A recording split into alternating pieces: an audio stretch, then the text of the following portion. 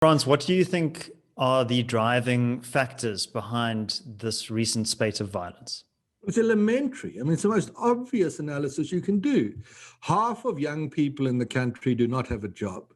Real per capita GDP has not moved much over a period of more than a decade. South Africa's schools fail to prepare a significant majority of young people to be gainfully employed in the country's economy, let alone ascend to the middle classes.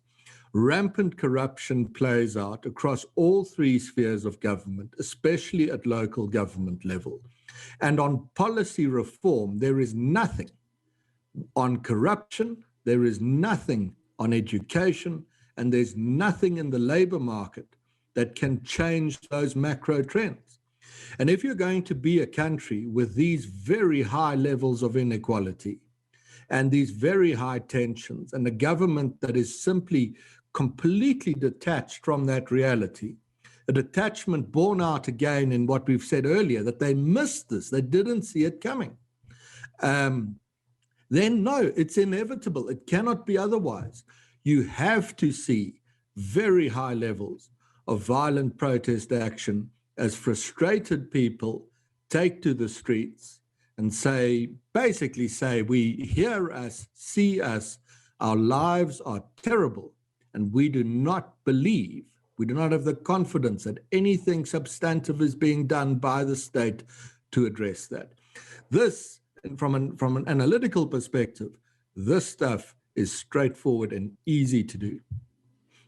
And how do you see the imprisonment of Jacob Zuma as a factor in all of this? Well, once you create a context such as the one that we have now, these very high levels of youth unemployment, these very high levels of exclusion, these failing schools, and completely fraudulent anti-corruption drives and campaigns that target for the media one or two scapegoats, but don't address the deep-rooted corruption that ordinary citizens are faced with every day of the week, then you've created a powder keg.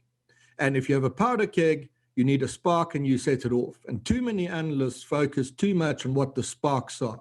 In this case, it's been Jacob Zuma.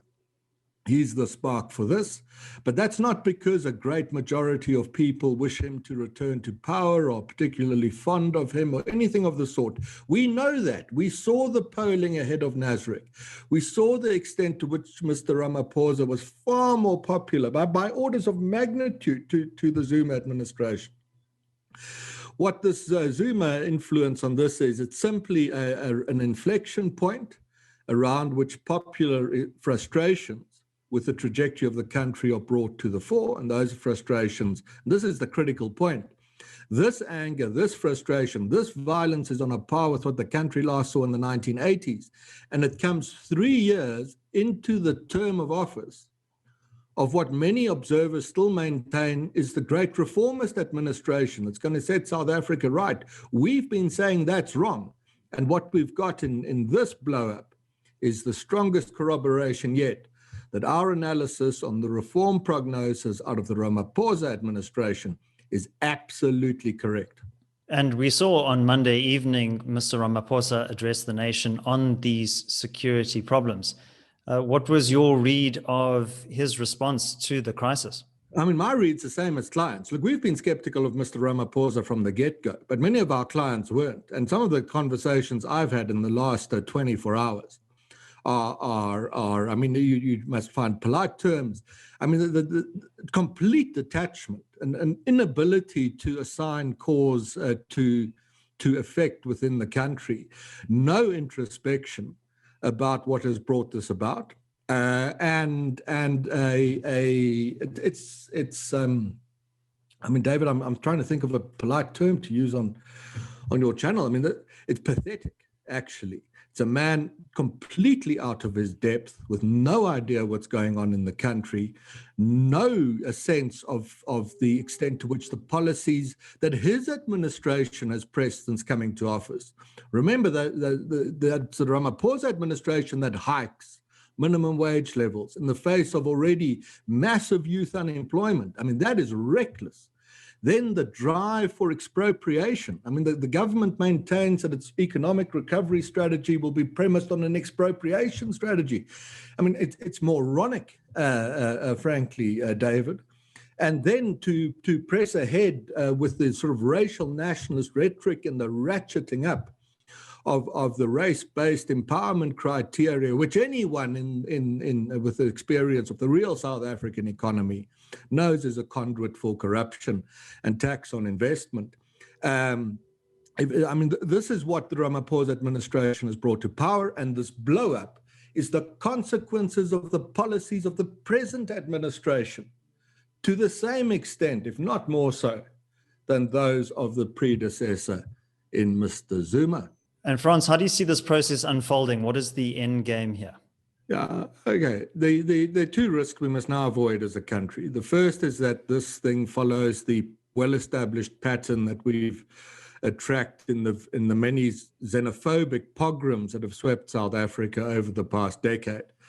And what happens there is a copycat effect, that the thing spreads from economic center to economic center until the country broadly is racked in a period, 2 weeks or so, of violent anarchy, some significant loss of life, damage to property, and great damage to confidence. That's the one risk to avoid now. But we don't get the copycat effect outside of Gauteng and Natal. Second risk now is the second Marikana, that the deployment of the army, which is absolutely necessary. The police were overwhelmed yesterday, ran away in many cases where reports reached me, simply turned and fled, often left, and this is amazing, civilian militias to maintain orders. Even one case will come out, I'm sure, in the media, of where the police begged private people for ammunition after they'd run out and wouldn't be resupplied. By the logistics chain of the police seems to have broken down.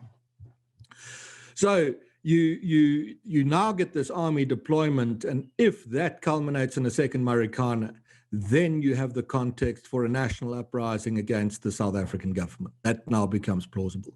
If those two events, the xenophobic pogroms and the national uprising, can be avoided, then this thing calms over the next week. But it calms back to that same very high level of violent anarchic protest action that I mentioned to you earlier. It doesn't go back to peace. I mean, the government speaking about a return to peace and law and order. There hasn't been that in South Africa for a great many years, and anyone who lives in the country appreciates that. It seems the only people that don't are members of the cabinet who are not aware of this. We then get back to that status quo, which will, in the absence of real reform, be interspersed on regular occasions with the kinds of blow-ups that we've seen now. And where that culminates takes you back to an old 2014 Center for Risk Analysis call that the ANC's time in government in South Africa is reaching the end, and that a confluence then of violent protest and an election result, that's been my call, remains my call, sees the ANC being removed from power by the end of this decade.